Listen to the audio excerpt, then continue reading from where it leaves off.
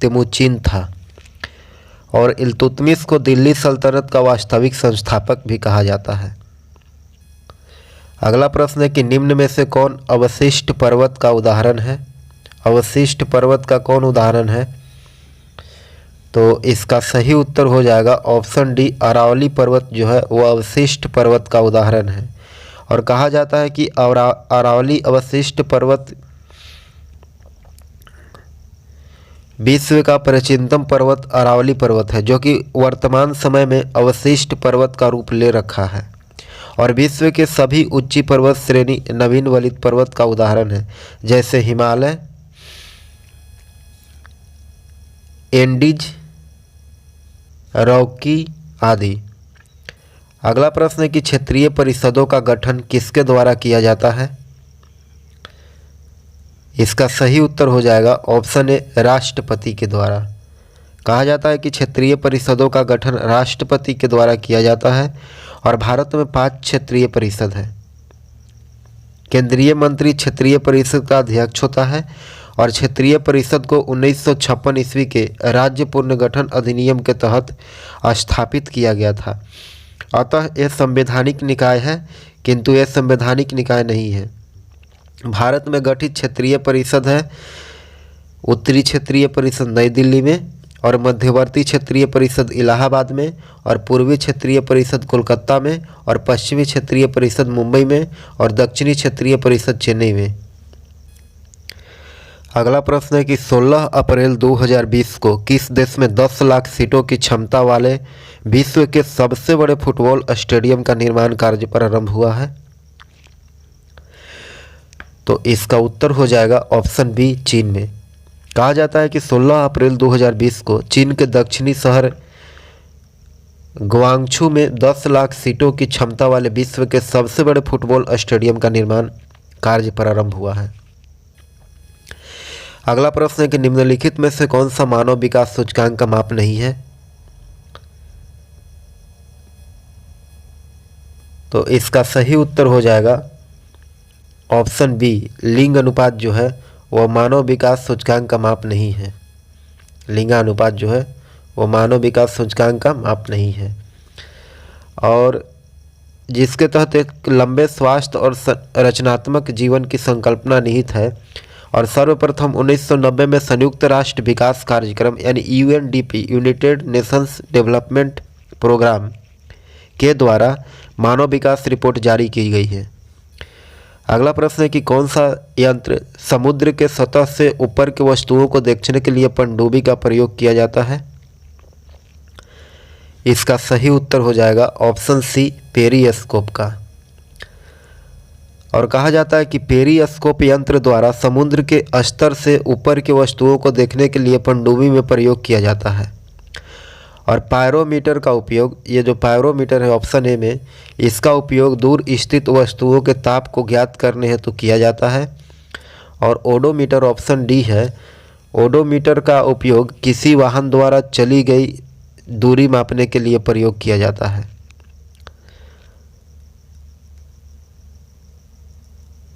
अगला प्रश्न है कि निम्नलिखित में से कौन सा कोयला का किस्म नहीं है। इसका सही उत्तर हो जाएगा ऑप्शन सी, डोलोमाइट जो है वो कोयला का किस्म नहीं है। डोलोमाइट कोयला का किस्म नहीं है। डोलोमाइट कैल्शियम का अयस्क है, यह कैल्शियम का अयस्क है। और ये तीनों बिटुमिनस, पीट, लिग्नाइट, ये सब कोयला के अयस्क हैं। अगला प्रश्न है कि 28 जनवरी 2020 को कलाम सम्मेलन 2020 कहाँ संपन्न हुआ। इसका सही उत्तर हो जाएगा ऑप्शन सी, हैदराबाद में। कहा जाता है कि 28 जनवरी 2020 को कलाम सम्मेलन, कलाम कन्वेंशन 2020 हैदराबाद में आयोजित हुआ। और इसका आयोजन कलाम इंस्टीट्यूट ऑफ यूथ एक्सीलेंस के द्वारा किया गया था। और उपराष्ट्रपति एम वेंकैया नायडू ने सम्मेलन को संबोधित किया था। अगला प्रश्न है कि जैन तीर्थकर पार्श्वनाथ निम्नलिखित स्थानों में से मुख्यतः किससे संबंधित है। इसका उत्तर हो जाएगा ऑप्शन ए, वाराणसी से।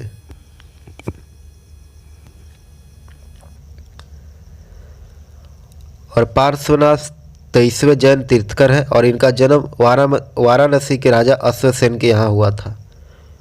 और जैन धर्म के पहले तीर्थकर ऋषभदेव थे और जैन धर्म के संस्थापक ऋषभदेव को माना गया है, किंतु जैन धर्म का वास्तविक संस्थापक महावीर स्वामी को माना जाता है। अगला प्रश्न है सूची 1 और सूची 2 को मिलान करना है और नीचे दिए गए कूट से सही उत्तर को चुनना है। सूची 1 में दिया गया है ने में है हम्पी, तो हम्पी के मिलान हो जाएगा। हम्पी कहाँ स्थित है? तो हम्पी जो है वह कर्नाटक में स्थित है। इसका सही उत्तर हो जाएगा ऑप्शन 2 और ऑप्शन बी है नागा अर्जुनी कोंडा। नागा अर्जुनी कोंडा जो है यह कहाँ है? तो यह आंध्र प्रदेश में स्थित है। ऑप्शन सी इसका सही उत्तर होगा। और तीसरा है शिशुपालगढ़। शिशुपालगढ़ कहाँ है? तो यह उड़ीसा में स्थित है। और आगे है अरिकामेडु। अरिकामेडु कहाँ है? तो अरिकामेडु जो है वह पुडुचेरी में है। ऑप्शन ए इसका सही उत्तर हो जाएगा और इसका सही उत्तर होगा ऑप्शन ए 2, 3, 4, 1। अगला प्रश्न है कि निम्नलिखित में से कौन से क्रियाशील ज्वालामुखी है? इसका उत्तर नीचे दिए गए कूट के चयन करना है। इसका सही उत्तर हो जाएगा ऑप्शन डी 2 और 4। देखते हैं 2 और 4 में क्या है। 2 में है एटना और 4 में वेसुवियस। ये ज्वालामुखी क्रियाशील ज्वालामुखी है, एटना और वेसुवियस। और एटना सिसिली एवं वेसुवियस नेपल्स दोनों इटली में स्थित सक्रिय ज्वालामुखी है। और ऑप्शन सी में दिया गया है किलिमंजारो। तो किलिमंजारो पर्वत तंजानिया के उत्तर पूर्वी भाग पर स्थित है और वर्तमान में संसार का सर्वाधिक सक्रिय ज्वालामुखी किलाऊ है। अगला प्रश्न है कि विश्व स्वास्थ्य संगठन यानी WHO ने हाल ही में पहली बायोसिमिलर दवा ट्रैस्टुजुमैब को मंजूरी दी है और इस दवा को किस रोग के उपचार में इस्तेमाल किया जाएगा? इसका सही उत्तर होगा ऑप्शन बी स्तन कैंसर में। कहा जाता है कि 18 दिसंबर 2019 को विश्व स्वास्थ्य संगठन यानी WHO द्वारा विश्व के पहली बायोसिमिलर दवा का मंजूरी प्रदान किया गया है। अगला प्रश्न है कि भारत के संविधान के अंतर्गत विषय तथा संबंधित सूची के बारे में निम्न युग्मों में से कौन एक सुमेलित नहीं है? पहला में विषय दिया गया है और दूसरा में सूची। इसका सही उत्तर हो जाएगा ऑप्शन बी शेयर बाजार समवर्ती सूची। शेयर बाजार जो है वह संघ सूची में आता है, न कि समवर्ती सूची में। और भारतीय संविधान के अनुच्छेद 245 से अनुच्छेद 248 के अधीन केंद्र और राज्यों के बीच शक्तियों का विभाजन किया गया 45 से 48 के बीच। अनुच्छेद 245 से लेकर के अनुच्छेद 248 के बीच केंद्र और राज्यों के शक्तियों का विभाजन किया गया है। और 7वीं अनुसूची में संघीय सूची, राज्य सूची तथा समवर्ती सूची का प्रावधान दिया गया है। और हमारे मूल संविधान में संघ सूची के कुल विषय की संख्या 97 थी और वर्तमान में 100 है। अगला प्रश्न है कि निर्धनता का दुष्चक्र की अवधारणा संबंधित है। इसका सही उत्तर हो जाएगा ऑप्शन बी नक्सर्ट से। निर्धनता का दुष्चक्र की अवधारणा नक्सर्ट से संबंधित है और अर्थशास्त्री नैगलर नक्सरे ने वर्ष 1953 में प्रकाशित अपनी पुस्तक problems of Capitals formation in under developed countries में निर्धनता के दुष्चक्र की अवधारणा का विवेचन किया था। अगला प्रश्न है कि 10 से 26 जुलाई 2020 तक राष्ट्रीय राजधानी दिल्ली में वायु प्रदूषण को कम करने हेतु संचालित किए जाने वाले मेगा वृक्षारोपण अभियान पौधे लगाओ पर्यावरण बचाओ के दौरान कितने पौधे लगाए जाएंगे? इसका सही उत्तर हो जाएगा ऑप्शन सी 31 लाख पौधे लगाए जाएंगे। कहता है कि 10 जुलाई 2020 को दिल्ली सरकार द्वारा राष्ट्रीय राजधानी में वायु प्रदूषण को कम करने हेतु एक मेगा वृक्षारोपण अभियान पौधे लगाओ पर्यावरण बचाओ लॉन्च किया गया। और यह अभियान ITO के पास राष्ट्रीय राजमार्ग NH-20 से लॉन्च होगा और यह अभियान 26 जुलाई 2020 तक संचालित किया जाएगा और इस अभियान के दौरान 31 लाख पौधे लगाए जाएंगे।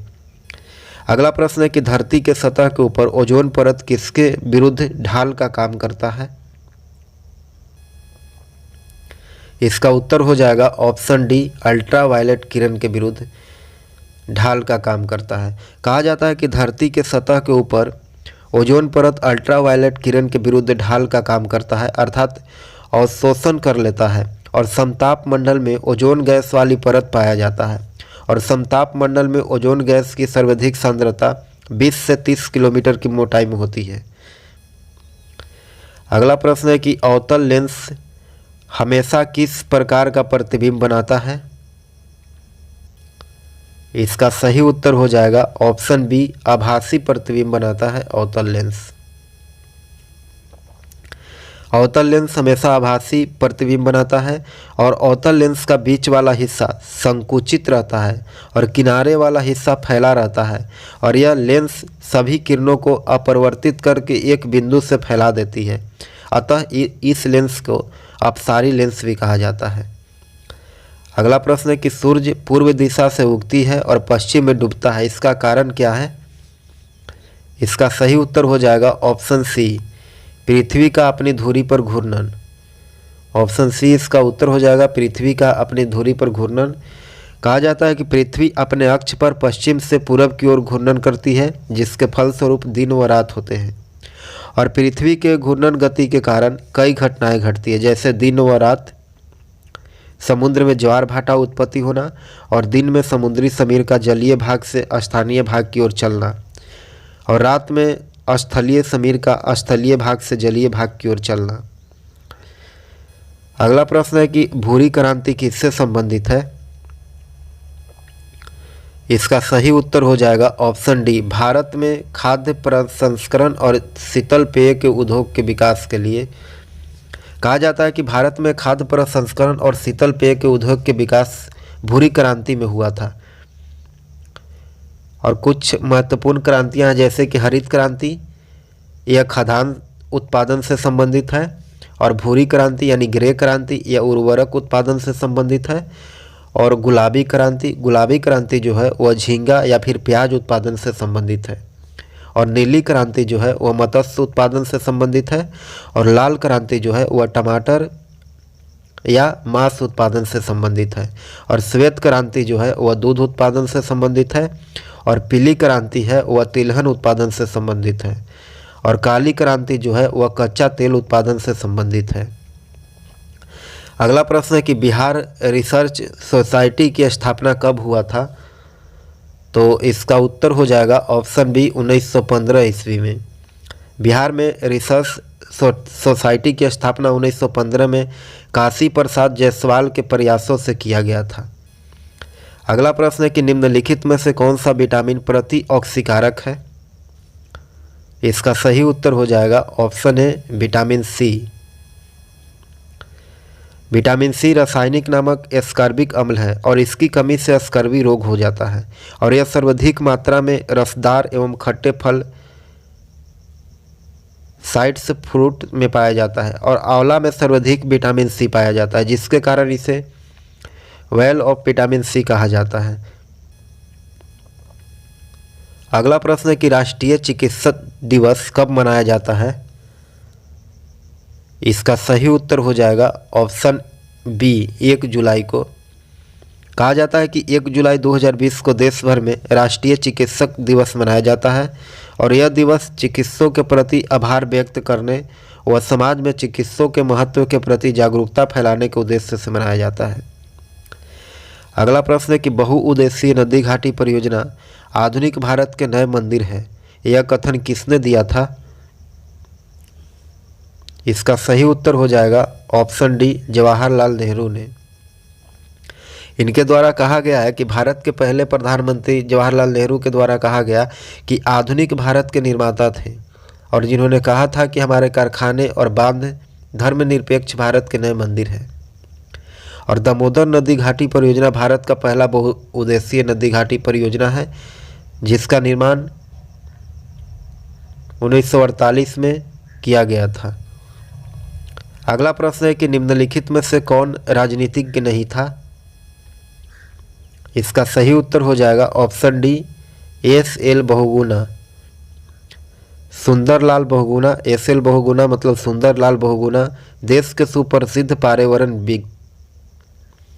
इनको चिपको आंदोलन की शुरुआत करने वाले बहुगुणा 21वीं सदी में वैश्विक तापमान में बढ़ोतरी के साथ जल संकट भी बढ़ा और इस संकट में काबू पाने के लिए हिमालय की रक्षा ही एकमात्र उपाय है। अगला प्रश्न है कि भारत छोड़ो आंदोलन के समय वायसराय कौन था? इसका सही उत्तर हो जाएगा option C, Lord Linlithgow. Option C इसका उत्तर होगा। और कहा जाता है कि भारत छोड़ो आंदोलन 9 अगस्त 1942 को गांधी जी के आह्वान पर समूचे देश में एक साथ आरंभ हुआ और उस समय भारत के वायसराय लॉर्ड लिनलिथगो थे और इसके शासनकाल में 1 सितंबर 1939 ईस्वी को द्वितीय विश्व युद्ध की शुरुआत हुआ था। अगला प्रश्न है कि 3-4 दिसंबर 2019 के मध्य उत्तर अटलांटिक संधि संगठन नाटो के सदस्य देशों के सरकारों के प्रमुखों की बैठक कहाँ संपन्न हुआ था? इसका सही उत्तर हो जाएगा ऑप्शन डी, लंदन, यूके में। 3-4 दिसंबर 2019 के मध्य उत्तर अटलांटिक संधि संगठन यानी NATO, North Atlantic Treaty Organisation के सदस्य देशों की सरकारें के प्रमुखों की बैठक वाटफोर्ड, लंदन, यूके में आयोजित हुआ था और इस शिखर सम्मेलन में नाटो के सदस्य देशों के राष्ट्र प्रमुखों और सरकार के प्रतिनिधियों ने भाग लिया था। अगला प्रश्न है कि घरेलू विद्युत सप्लाई के दौरान काले रंग का आवरण युक्त तार है। इसका उत्तर हो जाएगा ऑप्शन सी। अगला प्रश्न है कि निम्न में से सम न्यूट्रॉनिक समूह है। इसका उत्तर हो जाएगा सम न्यूट्रॉनिक समूह, ऑप्शन डी। अगला प्रश्न है कि किस मुगल शासक ने अंग्रेजों को उनके व्यापार में मदद करने के लिए एक महत्वपूर्ण फरमान दिया था? इसका सही उत्तर हो जाएगा ऑप्शन सी, फर्रुखसियर ने। अगला प्रश्न है कि निम्न में से कौन सा रूपांतरित चट्टानों का उदाहरण नहीं है? तो इसका उत्तर होगा ऑप्शन डी, ग्रेनाइट जो है वो रूपांतरित चट्टानों का उदाहरण नहीं है। अगला प्रश्न है कि निम्नलिखित में से कौन सा एक युक्त सुमेलित नहीं है?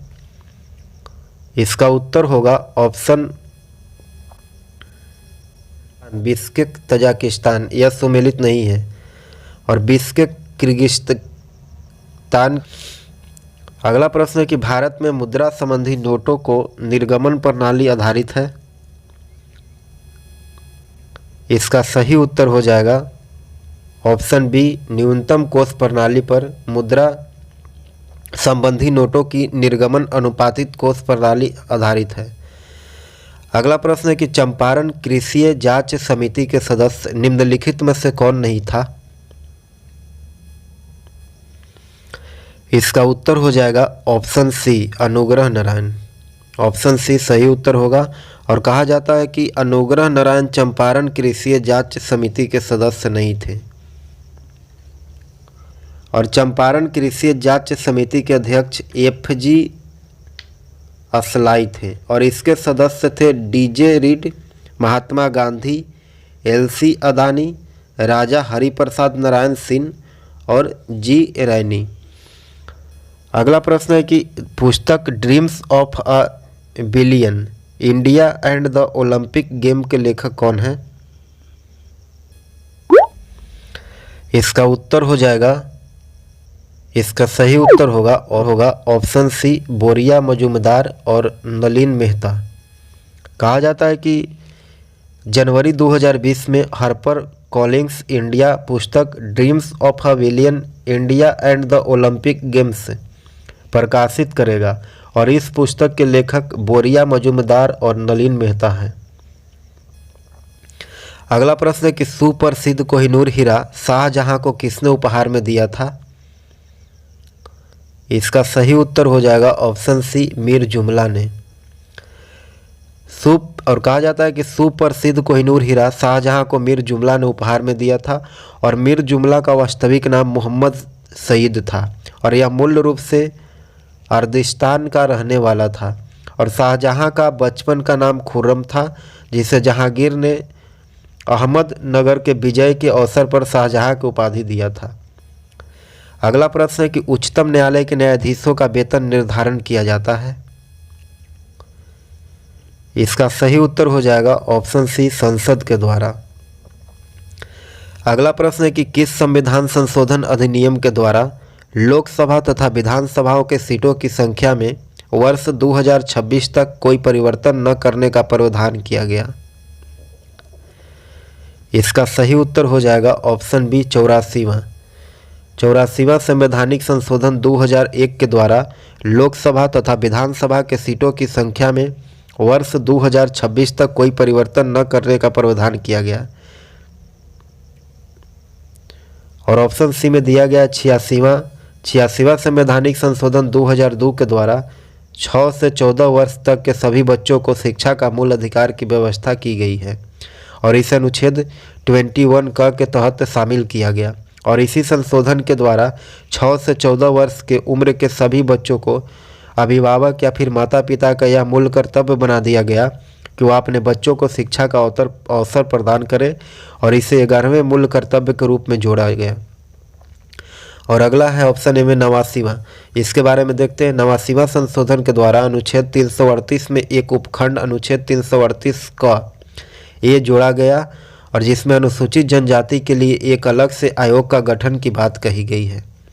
अगला ऑप्शन डी में 91वां संशोधन, इसके बारे में जानते हैं। 91वां संवैधानिक संशोधन के द्वारा केंद्रीय मंत्रिमंडल एवं राज्य के मंत्रिपरिषद के कुल संख्या कुल सदस्य का 15% से अधिक नहीं होने की बात कही गई है।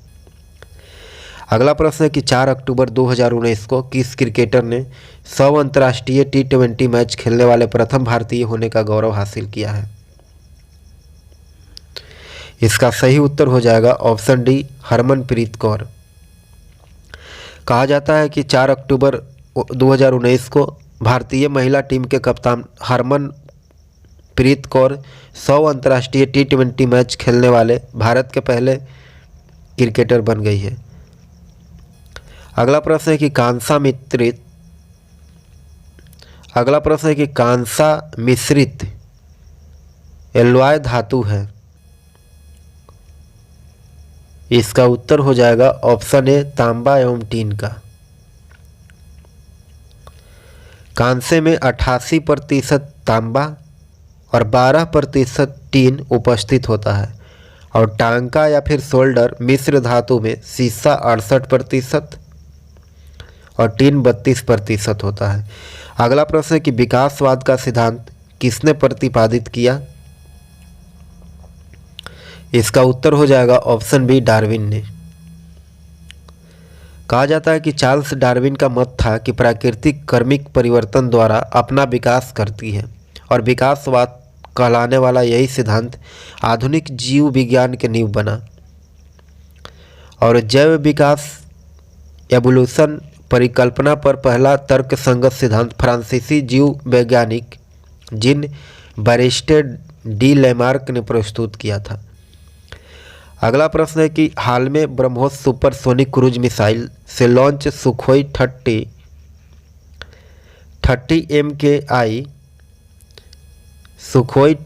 MKI को निम्न में से किस एयरबेस में शामिल किया गया है? इसका सही उत्तर क्या होगा? इसका सही उत्तर हो जाएगा option D, airbase Thanjavur Tamil Nadu में। कहा जाता है कि 20 जनवरी 2020 को ब्रह्मोस सुपरसोनिक क्रूज मिसाइल से लैस सुखोई 30 MKI लड़ाकू विमान के तंजावुर तमिलनाडु एयरबेस में शामिल किया गया और यह मिसाइल 30 किलोमीटर तक सटीक निशाना लगाने में सक्षम है। और IAF प्रमुख RS भदौरिया के बयान के मुताबिक ब्रह्मोस के साथ सुखोई 30 MKI सबसे मजबूत संयोजन है जो हमारे पास हथियार क्षमता के संदर्भ में। इसके लिए तंजावुर पूर्व और पश्चिम दोनों ओर हिंद महासागर क्षेत्र तक पहुंच के कारण एक आदर्श स्थान है। अगला प्रश्न है कि फिजी द्वीप अवस्थित है। फिजी द्वीप कहाँ अवस्थित है? तो इसका सही उत्तर हो जाएगा ऑप्शन बी, प्रशांत महासागर में। ऑप्शन बी इसका उत्तर हो जाएगा।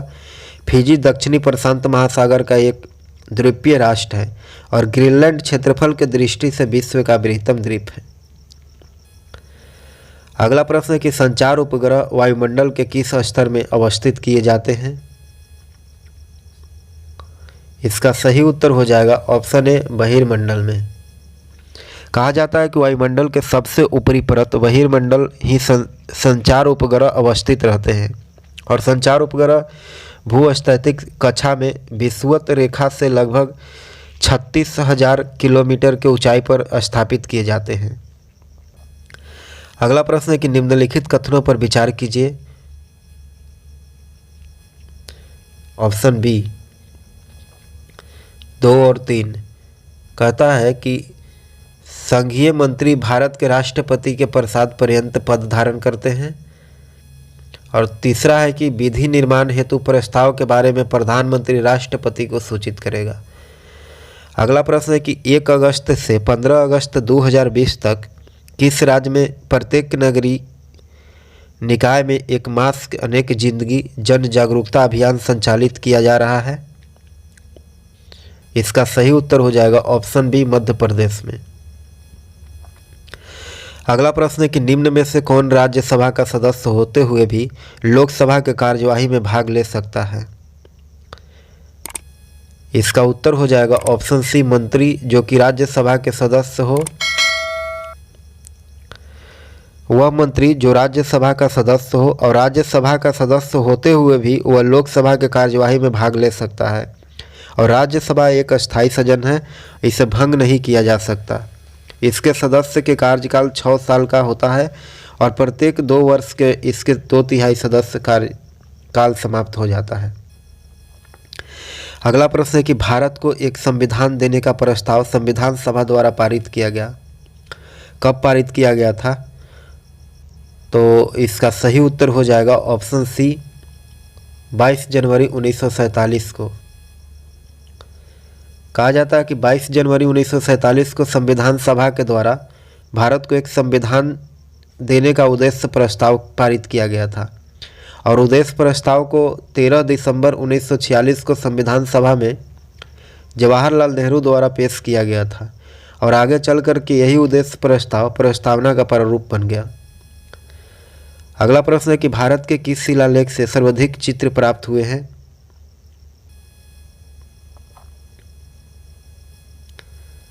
इसका सही उत्तर हो जाएगा ऑप्शन सी, भीमबेटका से। भीमबेटका से सर्वाधिक चित्र प्राप्त हुए हैं और मध्य प्रदेश के रायसेना जिले में स्थित भीमबेटका प्रौद्योगिकी ऐतिहासिक शैल चित्रकला का श्रेष्ठ उदाहरण है और इन गुफाओं में जीवन के विभिन्न रंगों को पेंटिंग के रूप में उकेरा गया है, जिनमें हाथी, सांभर, हिरण आदि के चित्र हैं। अगला प्रश्न है कि निम्नलिखित में से किस स्रोत में अशोक को तृतीय बौद्ध समिति होने का उल्लेख मिलता है? इसका उत्तर हो जाएगा ऑप्शन बी, दीपवंश में। कहा जाता है कि सिंहली अनुश्रुतियों, दीपवंश तथा महावंश के अनुसार अशोक के राज्यकाल में पाटलिपुत्र में बौद्ध धर्म के तृतीय संगति हुई थी। अगला प्रश्न है कि भाकुल में भाप से चलने वाले इंजनों का निर्माण कब से बंद कर दिया गया? इसका सही उत्तर हो जाएगा ऑप्शन बी, 1972 से। और कहता है कि चित्तरंजन लोकोमोटिव वर्क्स ने 1972 से वाप से चलने वाली BC, BG एवं MG इंजनों का निर्माण बंद कर दिया। अगला प्रश्न है कि 12 जुलाई 2020 को संपन्न Formula 1 car race Australian Grand Prix 2020 का खिताब किसने जीता? ऑस्ट्रेलियन ग्रैंड प्रिक्स 2020 का खिताब किसने जीता? तो इसका उत्तर हो जाएगा ऑप्शन ए, लुइस हैमिल्टन ने।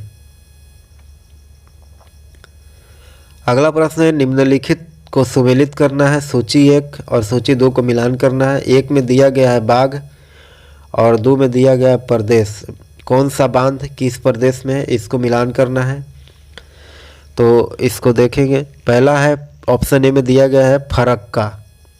फरक्का बांध जो है, फरक्का बांध या फिर फरक्का बैराज या फिर फरक्का परियोजना जो है वह कहाँ स्थित है, तो यह पश्चिम बंगाल में स्थित है। इसका ऑप्शन हो जाएगा 1। और दूसरा में दिया गया है घाट प्रभा। घाट प्रभा कहाँ स्थित है, तो घाट प्रभा परियोजना जो है वह घाट प्रभा नदी कर्नाटक में स्थित है। ऑप्शन 4 इसका हो जाएगा, घाट प्रभा नदी कर्नाटक में। और तीसरा है हीराकुंड बांध परियोजना। तो हीराकुंड बांध परियोजना जो है वह महानदी पर स्थित है। और महानदी कहाँ है, तो महानदी उड़ीसा राज्य में स्थित है। तो इसका हो जाएगा तीसरा के ऑप्शन 2। और चौथा है काकरापारा। काकरापारा कहाँ स्थित है, काकरापारा बांध परियोजना, तो काकरापारा गुजरात में स्थित है। ऑप्शन सी इसका उत्तर हो जाएगा। और ताप्ती नदी पर निर्मित यह परियोजना है काकरापारा। अगला प्रश्न है कि ताप बढ़ने के साथ द्रव के सायंता बढ़ती है, घटती है या फिर अपरिवर्तित रहती है, या फिर द्रव के प्रकृति के अनुसार बढ़ या घट सकती है। तो इसका उत्तर हो जाएगा ऑप्शन बी, घटती है।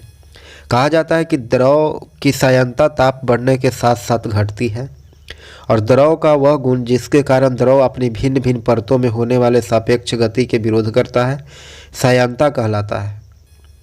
अगला प्रश्न है कि निम्न में से किस एक से समायोजित विकास को बढ़ाने की आशा नहीं की जा सकी। इसका सही उत्तर हो जाएगा ऑप्शन बी, ग्रामीण विकास। कहा जाता है कि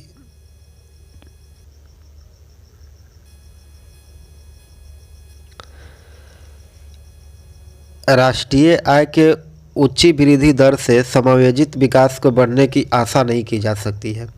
और समावेशित विकास समग्रता के साथ विकास की बहुआयामी अवधारणा है और इसमें बुनियादी सुविधाओं के सुधार के साथ साथ शिक्षा, स्वास्थ्य और रोजगार के बेहतर अवसरों की उपलब्धता परिलक्षित होती है। अगला प्रश्न है कि उच्चतम न्यायालय की अवस्था अनुसार निजी भवनों के ऊपर राष्ट्रीय झंडे को फहराना खाली जगह के भरना है के तहत नागरिक का मौलिक अधिकार है। इसका उत्तर हो जाएगा ऑप्शन बी, संविधान के अनुच्छेद 19A के तहत यह अधिकार प्राप्त है। और कहा जाता है कि उच्चतम न्यायालय के व्यवस्था के अनुसार निजी भवनों के ऊपर राष्ट्रीय झंडे को फहराना संविधान के अनुच्छेद 19A के तहत नागरिक का मौलिक अधिकार है। और अनुच्छेद 19 के द्वारा भारत नागरिक के 6 प्रकार के स्वतंत्रता दिया गया है। हालांकि हमारे मूल संविधान में इस अनुच्छेद में 7 प्रकार की स्वतंत्रता दिया गया था। और 44वें संविधान संशोधन 1978 के द्वारा अनुच्छेद 19C में दिए जाने वाले संपत्ति अर्जित करने की स्वतंत्रता को समाप्त कर दिया गया, इसलिए यह अब 6 बचा है।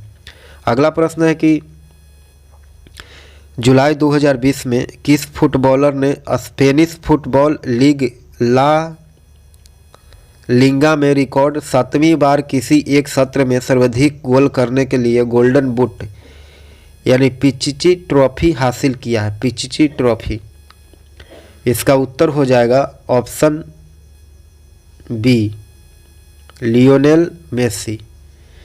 कहता है कि जुलाई 2020 में लियोनेल मेसी बार्सिलोना FC में स्पेनिश फुटबॉलर लीग ला लिगा में रिकॉर्ड 7वीं बार किसी एक सत्र में सर्वाधिक गोल करके हासिल किए हैं। अगला प्रश्न है सूची 1 और सूची 2 को मिलान करना है। सूची 1 और सूची 2 को मिलान करना और सही उत्तर को पहचान करना है। पहला में दिया गया डेमेस्ट्रियस और दूसरा में दिया गया रुद्रदामन और तीसरा में गोंडोफर्निज। इसका कूट हो जाएगा ऑप्शन ए में हो जाएगा डेमेस्ट्रियस का। डेमेस्ट्रियस तो हिंद यूनानी था और दूसरा में रुद्रदामन, तो रुद्रदामन जो था वह शक था। और तीसरा में गोंडोफर्निज, तो गोंडोफर्निज जो था वह पल्लव था। और चौथा में विम जो था वह कुषाण था। ऑप्शन 2 इसका उत्तर हो जाएगा। सही उत्तर होगा ऑप्शन 1, 3, 4, 1, 2। अगला प्रश्न है कि चोल काल में निर्मित नटराज के कांस्य प्रतिमाओं में दवाकृति कितने भुजाओं में किया गया? तो इसका उत्तर हो जाएगा ऑप्शन डी, चतुर्भुज में। अगला प्रश्न है कि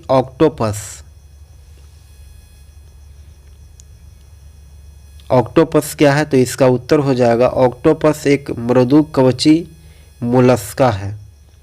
ऑक्टोपस एक मृदु कवची जंतु है जिसे डेविल फिश के नाम से भी जानते हैं, और यह एक सिफेलोपोड मोलस्का है जिसमें 8 मुखीय भुजा होती है।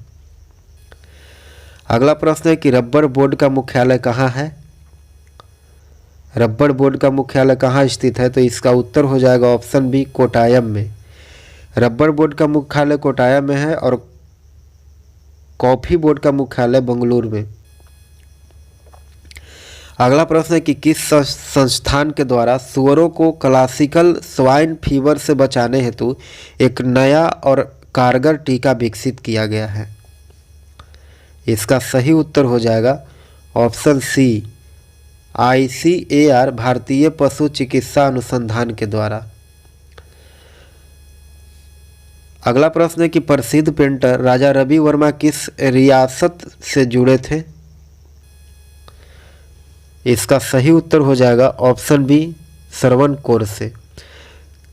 कहा जाता है कि प्रसिद्ध पेंटर राजा रवि वर्मा श्रवणकोर रियासत से जुड़े हुए थे। अगला प्रश्न है कि निम्नलिखित कथनों पर विचार कीजिए। पहला में आकाश के नीला दिखने का कारण प्रकाश का कम प्रकीर्णन है, और दूसरा में इंद्रधनुष के 7 रंगों का कारण है प्रकाश का प्रकीर्णन, और तीसरा में सूर्य के समय सूर्य लाल दिखने का कारण है प्रकाश का प्रकीर्णन। उपयुक्त कथन में से सही उत्तर को चुनना है। तो इसका सही उत्तर क्या होगा? तो इसका उत्तर हो जाएगा ऑप्शन बी, 1 और 3। 1 में दिया गया है कि आकाश के प्रकीर्णन दिखने के कारण प्रकाश का कम प्रकीर्णन होता है, आकाश के नीला दिखने के कारण प्रकाश का कम प्रकीर्णन, और तीसरा में है कि सूर्योदय के समय सूर्य लाल दिखने का कारण है प्रकाश का प्रकीर्णन। अगला प्रश्न है कि पश्चिमी हिमालय संसाधन प्रदेश के प्रमुख संसाधन कौन है? तो इसका उत्तर हो जाएगा ऑप्शन ए, वन। कहा जाता है कि पश्चिमी हिमालय संसाधन प्रदेश के प्रमुख संसाधन वन है और इस क्षेत्र के 65% भूभाग पर वन पाया जाता है। अगला प्रश्न है कि नीति आयोग के विषय में निम्नलिखित में से कौन सा एक सही नहीं है? इसका उत्तर हो जाएगा ऑप्शन बी, इसमें एक पूर्णकालिक अध्यक्ष होता है। कहा जाता है कि नीति आयोग के विषय में विकल्प बी सही नहीं है, क्योंकि नीति आयोग का अध्यक्ष प्रधानमंत्री होता है, जो कि प्रधानमंत्री के कार्यकाल के साथ साथ बदलता रहता है, और नीति आयोग का गठन 1 जनवरी 2015 को योजना आयोग के स्थान पर किया गया था। अगला प्रश्न है कि 5 अगस्त 2020 को केंद्र सरकार ने भारतीय प्रतिभूति और विनिमय बोर्ड यानी सेबी के अध्यक्ष अजय त्यागी के कार्यकाल में कितने माह की वृद्धि की है? इसका उत्तर हो जाएगा ऑप्शन ए, 18 माह के। अगला प्रश्न है कि ईस्ट इंडिया कंपनी के प्रारंभिक दौर में वेस्टर्न प्रेसिडेंसी कहाँ थी? तो इसका सही उत्तर हो जाएगा ऑप्शन ए, सूरत में। कहा जाता है कि ईस्ट इंडिया कंपनी के आरंभ में सूरत को प्रेसिडेंसी बनाया गया था और बाद में यह बम्बई स्थानांतरित कर दिया गया था, और ब्रिटिश ईस्ट इंडिया कंपनी की स्थापना 31 दिसंबर 1600 में ब्रिटेन के महारानी एलिजाबेथ प्रथम की घोषणा पत्र के द्वारा किया गया था। अगला प्रश्न है कि भारत में मुद्रास्फीति के मापा जाता है, इसको कैसे मापते हैं? इसका उत्तर हो जाएगा ऑप्शन ए, थोक मूल्य सूचकांक के द्वारा। अगला प्रश्न है कि प्रोटेम स्पीकर समानतः किसे नियुक्त किया जाता है?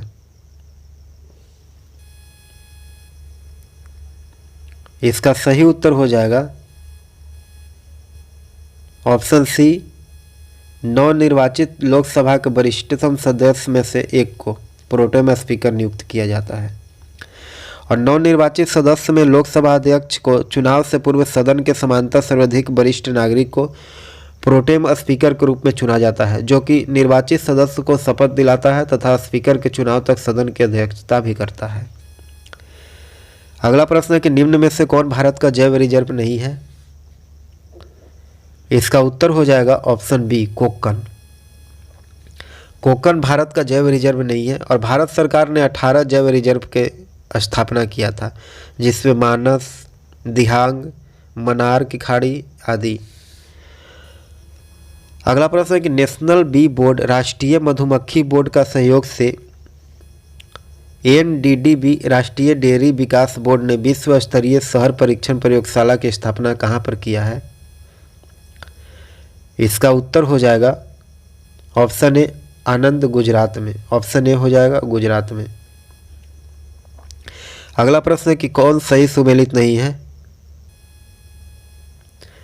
पहला में दिया गया है श्रीहरिकोटा आंध्र प्रदेश, और दूसरा में दिया गया थुम्बा केरल में, और तीसरा में Bhabha Atomic Research Centre Karnataka में, और चौथा में पोखरण राजस्थान में। इसमें चुनना है कि कौन सुमेलित नहीं है, सही सुमेल नहीं किया गया है। तो इसका उत्तर हो जाएगा option C Bhabha Atomic Research Centre Karnataka में नहीं है। इसकी स्थापना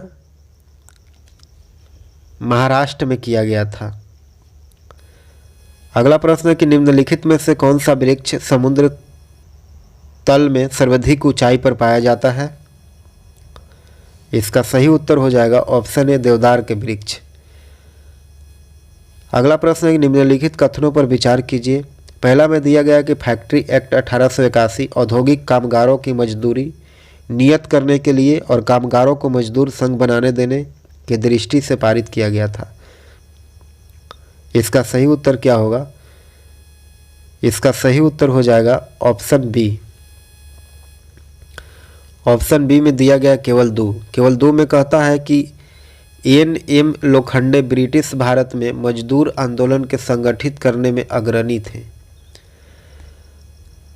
और प्रथम कारखाना अधिनियम 1881 में पारित किया गया था, और इसमें केवल ऐसे मजदूर जो बच्चे थे उन्हीं के सुरक्षा से संबंधित प्रावधान बनाया गया था। अगला प्रश्न है 7 सेंटीमीटर और 9 सेंटीमीटर त्रिज्या के दो वृत्त बिंदु ए और बी कर एक दूसरे से मिलते हैं और काटते हैं। तो इसका सही उत्तर हो जाएगा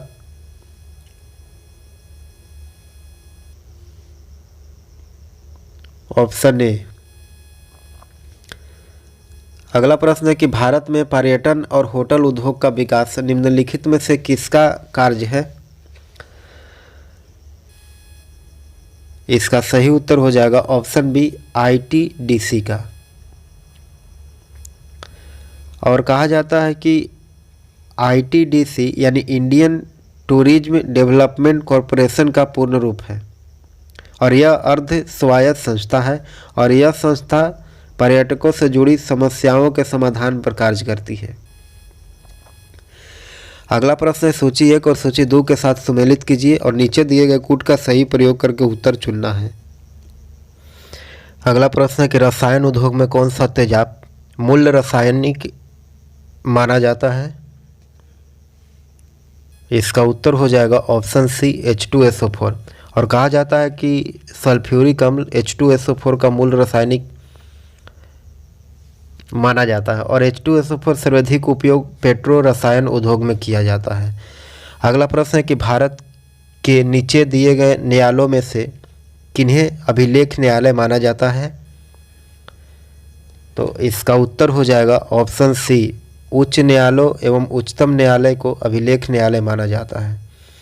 अगला प्रश्न है कि अनुसूचित जाति एवं जनजाति अत्याचार निवारण अधिनियम 1989 प्रवृत्त हुआ था।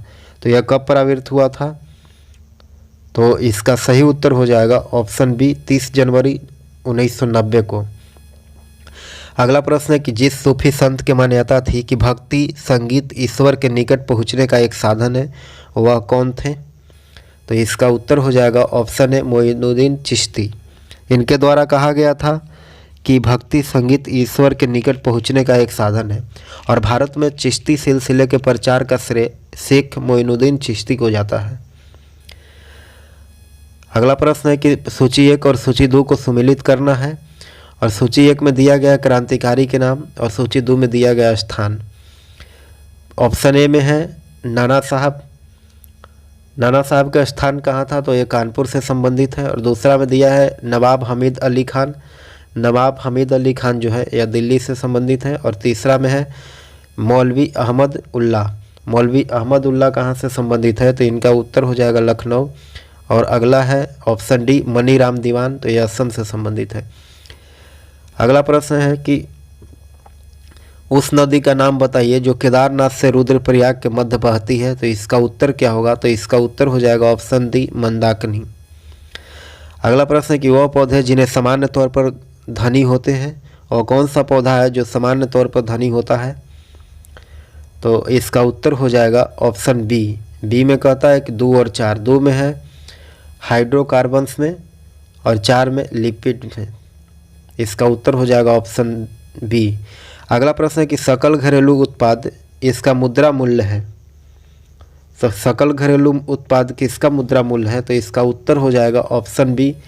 एक वर्ष में उत्पादित सभी अंतिम वस्तुएं और सेवाओं का मूल्य जो है वह सकल घरेलू उत्पाद का मुद्रा मूल्य है। अगला प्रश्न है कि वार्षिक रूप से संयोजित होने वाले किसी निश्चित दर पर निवेश की गई, तो इसका उत्तर हो जाएगा ऑप्शन डी 9। यह मैथ का क्वेश्चन है, इसका उत्तर हो जाएगा ऑप्शन डी 9। अगला प्रश्न है कि पानी के बूंदों को तैलीय पृष्ठ पर न चिपकने का क्या कारण है, इसका उत्तर हो जाएगा ऑप्शन बी पृष्ठ तनाव।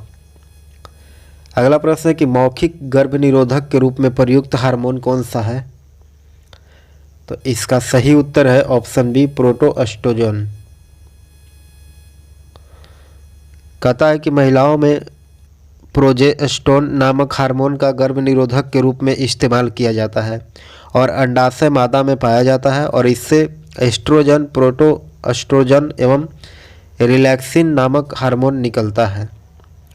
अगला प्रश्न है कि वह कौन सा विख्यात दक्षिणी हिंदू राजा था जिसने बंगाल के खाड़ी को पार करके सुमात्रा, जावा और मलेशिया में कई राज्यों में विजय प्राप्त किया, इसका उत्तर क्या होगा, तो इसका उत्तर हो जाएगा ऑप्शन ए राजेंद्र प्रथम। कहा जाता है कि चोल राजा राजेंद्र प्रथम 1012 से लेकर के 1044 तक सुमात्रा, जावा और मलेशिया में कई राज्यों को पताका फहराया था। अगला प्रश्न है, यह मैथ का क्वेश्चन है, तो इसका उत्तर हो जाएगा ऑप्शन डी। अगला प्रश्न है कि निम्नलिखित में से किस वेद में कर्मकांड और बलि का वर्णन मिलता है, इसका सही उत्तर हो जाएगा ऑप्शन सी यजुर्वेद में। अगला प्रश्न है कि बिहार के किस भाग की औसत ऊंचाई सर्वाधिक है, इसका सही उत्तर होगा उत्तरी पश्चिमी पर्वतीय मैदान, ऑप्शन सी सही उत्तर हो जाएगा। अगला प्रश्न है कि निम्नलिखित का मिलान कीजिए। सूची 1 में दिया गया राजवंश और सूची 2 में दिया गया संस्थापक, इसको मिलान करना है।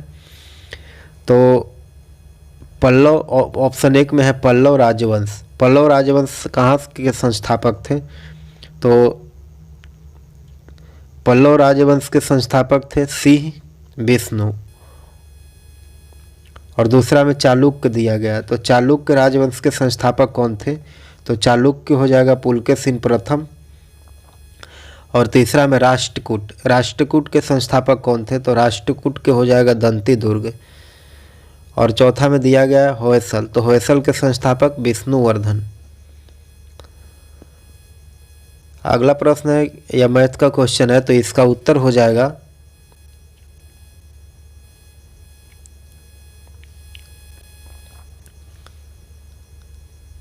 Option C 24 centimetre. अगला प्रश्न है कि किसी अर्धचालकों का प्रतिरोध गर्म करने पर क्या होगा, तो इसका उत्तर हो जाएगा ऑप्शन बी घटता है। अगला प्रश्न है कि राष्ट्रीय ग्रामीण विकास संस्था कहाँ स्थित है, इसका सही उत्तर हो जाएगा ऑप्शन सी हैदराबाद में। अगला प्रश्न मैथ का प्रश्न और इसका उत्तर हो जाएगा ऑप्शन बी। अगला प्रश्न है कि भारत के पहली बार न्यूनतम मजदूरी अधिनियम किस वर्ष स्वीकृत किया गया था, इसका सही उत्तर हो जाएगा 1948 में, ऑप्शन बी सही उत्तर हो जाएगा। और भारत में पहली बार न्यूनतम मजदूरी अधिनियम 1948 में स्वीकृत किया गया था और कामगारों के हितों का संरक्षण देने के लिए अधिकांशतः असंगठित क्षेत्र में कुछ विनिर्दिष्ट रोजगार और न्यूनतम परिश्रमिक को निर्धारण की व्यवस्था करने के लिए यह अधिनियम लाया गया था। अगला प्रश्न है कि प्रथम आंग्ल सिख युद्ध निम्नलिखित में से किन वर्षों में हुआ था? तो इसका उत्तर हो जाएगा ऑप्शन बी 1845 से लेकर के 1846 के बीच।